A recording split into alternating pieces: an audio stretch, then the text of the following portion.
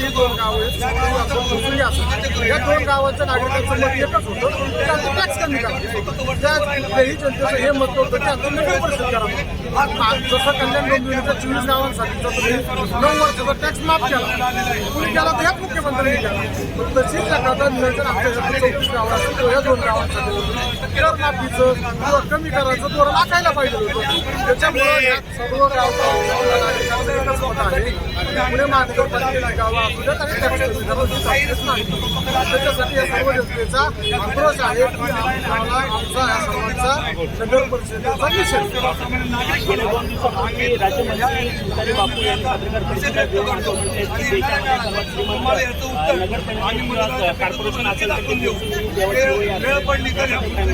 त्याबद्दल माझं एकच महानगरपालिकेत आमची गावं बरोबर 17 ते आज 24 आहे. मग तुम्हाला ह्याच निर्णय घ्यायचा होता तर पहिला 1% अवघ्याचा काही अडचणी समजा वेळ लागला कमी कमी दुसऱ्या वर्षी. आता आम्ही ज्या काही वेतना बघायच्या ते 7 वर्ष इथं बोललेले आहेत आणि आता कुठं तरी आम्ही विकासाच्या टप्प्यावरती आलो होतो. विकासाचा टप्पा खरं तर महानगरपालिकेमध्ये गेल्यानंतर जोपर्यंत डीपी फायनल होत नाही, डेव्हलपमेंट प्लॅन जोपर्यंत फायनल होत आहे तो विकास कामाला चालना मिळत नाही. तर आता तेच काम आमचं 80% पूर्ण आहे. ते राज्य सरकारचं डीपी मंजुरीसाठी केलेलं आहे. 30% काम तिथं राहिलेलं आहे. येणाऱ्या नजीकच्या दिवसांमध्ये तो डिस्चार्ज फायनल झाला असता आणि कुठंतरी आम्हाला विकासाला चालना मिळाली असता. आत्ताच्याच काळामध्ये कमीत कमी 68 कोटी रुपये ड्रेनेज विभागाने आम्हाला पुणे महानगरपालिकेने या 2 गावांसाठी दिले होते. तर ड्रेनेजचा डीपीआर तयार करावा लागला. म्हणजे पुणे महानगरपालिकेचं एक धोरण आहे. कुठल्याही विकासाचं काम करत असताना कमीत कमी पुढच्या 25 वर्षाला धरून ते करावं लागतं. पण साहजिक आहे आजचं जे काम करायचं पुढच्या 25 वर्षाच्या लोकसंख्येला धरून करायचं असल्यामुळे 2 रुपयाचं काम 4 रुपयावर जातं. त्याच्यामुळे त्याचा निधी तेवढ्या पटीत लागतो. त्याच्यामुळे आता 7 वर्ष त्या वाढ मागण्यात गेले आणि आता आमची ती अपेक्षा किंवा वाढ मागण्याची प्रतीक्षा जी आमची होती ती संपलेली आहे. आता कुठेतरी विकास कामांच्या वरती आमचं काम चालू होणार.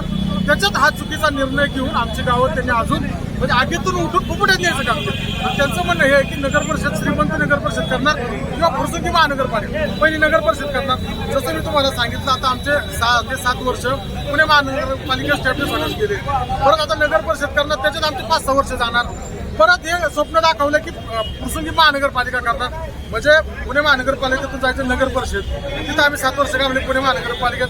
परत नगर परिषदेत डेव्हलप होण्याची वाढ बघायला परत 5-7 वर्ष.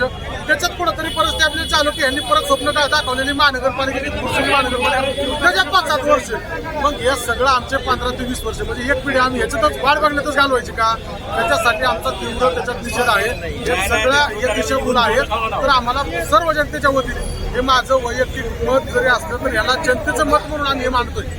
लोकप्रतिनिधी हा जनतेचं मत मानत असतो.